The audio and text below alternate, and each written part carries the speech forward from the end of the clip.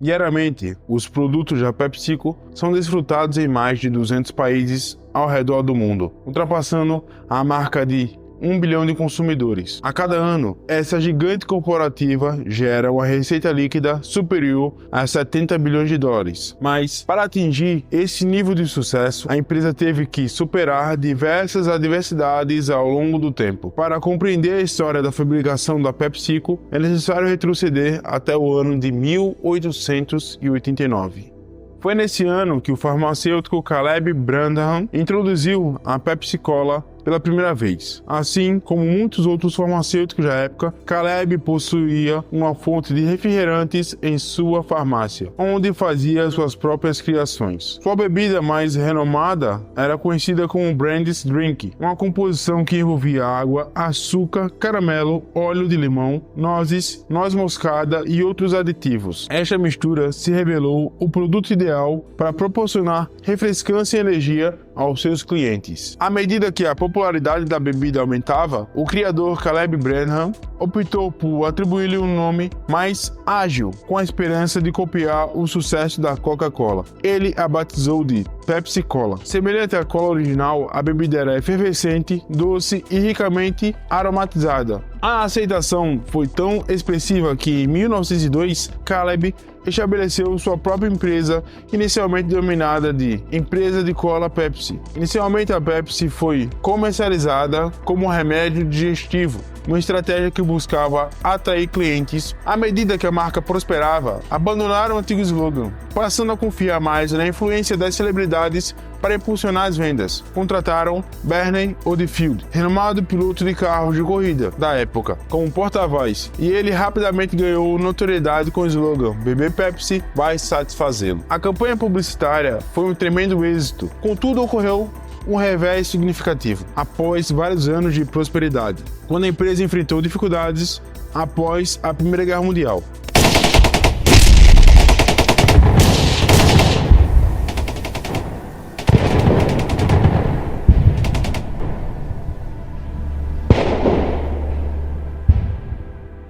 Caleb, confiante na mudança do preço do açúcar durante a guerra, investiu em grandes quantidades desse ingrediente, acreditando que os preços continuariam a aumentar. Infelizmente, ocorreu o oposto. Os preços caíram. Essa decisão deixou Caleb com um estoque de açúcar com preços exorbitantes, resultando na perda da empresa e na falência da Pepsi-Cola. Na época da quebra da Pepsi-Cola, a Coca-Cola já se havia estabelecido sua dominância, com a marca líder nos Estados Unidos. O cenário futuro parecia sombrio para a minúscula Pepsi. Um grupo de credores assumiu o controle das marcas registradas, patentes e outros ativos da empresa, por meros 30 mil dólares. Poucos meses depois, Roy Curtis os adquiriu por 35 mil dólares, assumindo o controle total da Pepsi. Com determinação, Roy trabalhou arduamente para manter a empresa em funcionamento. Pessoalmente, colocou dinheiro e realocou escritórios e fábricas para Richmond, Virgínia. Apesar de seus esforços, ele não conseguiu manter a solvência da empresa quando a Grande Depressão a atingiu em cheio, levando à declaração de falência da Pepsi-Cola em 1931. No mesmo ano, a Pepsi-Cola enfrentou outra falência. Charles Guth entrou em cena com o objetivo de estabelecer uma nova e bem-sucedida empresa de cola, agindo rapidamente para formular uma bebida aprimorada e estabelecer novas operações de engarrafamento. Guth iniciou a venda de garrafas de 12 onças por apenas 5 centavos, oferecendo efetivamente o dobro do conteúdo das garrafas de 6 onças da Coca-Cola. Uma estratégia que começou a ser promovida como 2 vezes mais por um níquel. Em pouco tempo, ele alcançou um sucesso inesperado com o jingle de rádio Nickel Nickel, o primeiro a ser transmitido de costa a costa dos Estados Unidos.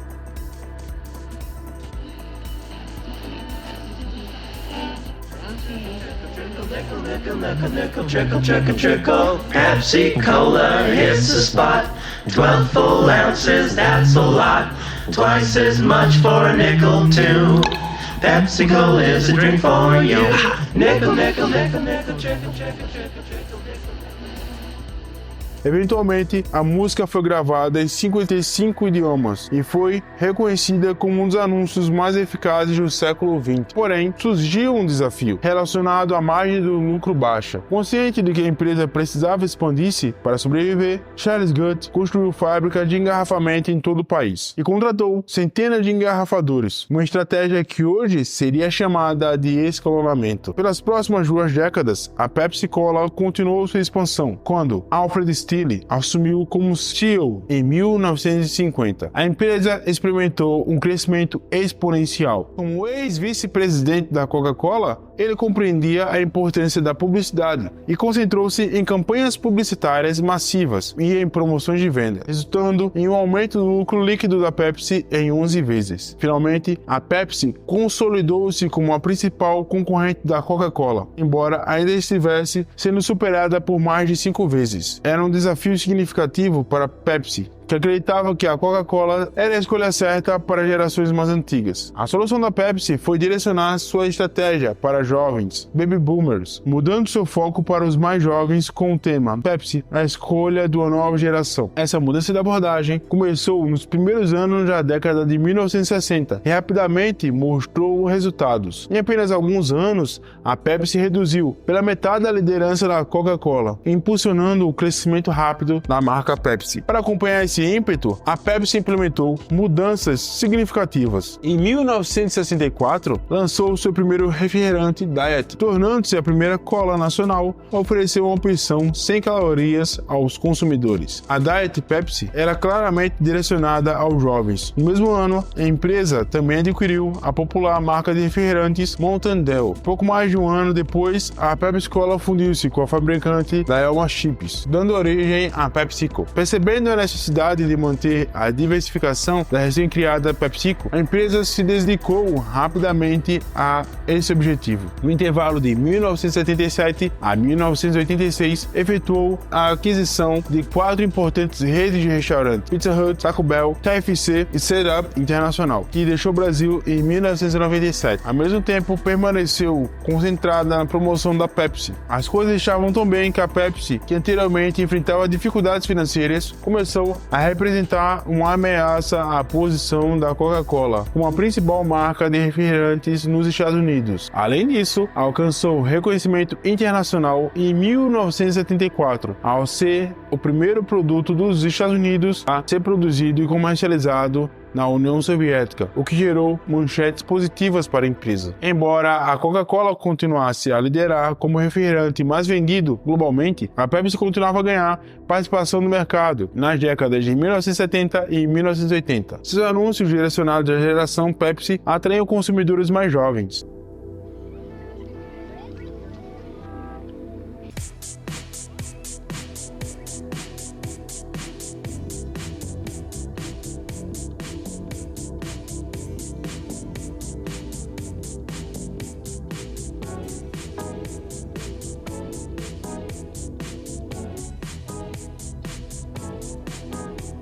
You're a whole new generation. You're dancing through the day. You're grabbing some of the magic on the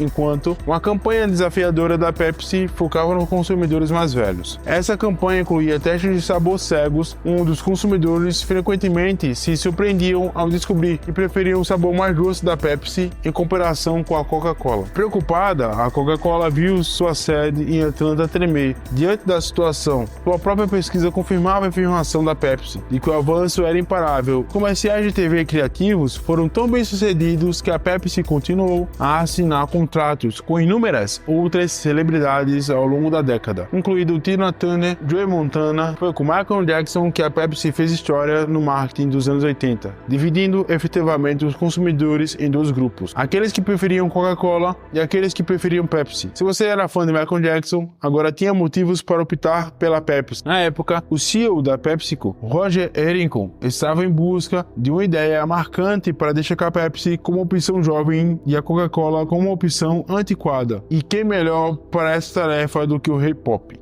Eles afirmaram uma parceria no valor de 5 milhões de dólares, estabelecendo não apenas um novo recorde para acordos de endosso de celebridades, mas também vinculando as duas entidades por uma década inteira. Em 1985, a competição estava acirrada nesse duopólio das colas, e a Pepsi começou a superar a Coca-Cola nas vendas de supermercados. Este sucesso finalmente seria suficiente para derrotar sua grande rival. Enquanto a guerra entre Coca-Cola e Pepsi continuava, a PepsiCo também precisava dar atenção a outros aspectos de seus negócios. Entre o final de 1970 e o início dos anos 90, a empresa expandiu continuamente, adquirindo negócios fora do seu foco, principalmente em marcas de alimento e bebidas embaladas. Mas em 1997, ficou evidente que esses empreendimentos não essenciais não eram tão lucrativos quanto esperado. Embora os restaurantes representassem 36% do portfólio, contribuíam apenas com cerca de 22% do lucro de 3,7 bilhões de dólares. Percebendo que seria mais vantajoso concentrar-se novamente em refrigerantes e salgadinhos, um plano de saída foi implementado. Os restaurantes de fast food adquiridos anteriormente foram separados em uma nova empresa chamada Tricon Global Restaurants, que mais tarde se chamou Yum Brands. Após se desfazer das décadas de fast food, uma nova fase de aquisições e fusões começou, na tentativa de seguir um novo caminho e adicionar produtos aparentemente mais saudáveis à PepsiCo. A PepsiCo adquiriu algumas marcas de suco. Em 2001, fundiu-se com a Quaker Company. Após enorme sucesso nos Estados Unidos, a Pepsi passou a concentrar-se na expansão de suas operações em outros países. Nos primeiros anos de 2000, a Rússia tornou-se seu segundo maior mercado e em 2008, após comprar uma participação de controle na maior fábrica de suco do país e 3 anos depois concluir a aquisição da Wimbledon Foods, a PepsiCo tornou-se a maior empresa de alimentos e bebidas em toda a Rússia. Hoje, a PepsiCo é uma das marcas mais bem-sucedidas globalmente, com um portfólio de produtos abrangente 23 marcas que gera mais de $1 bilhão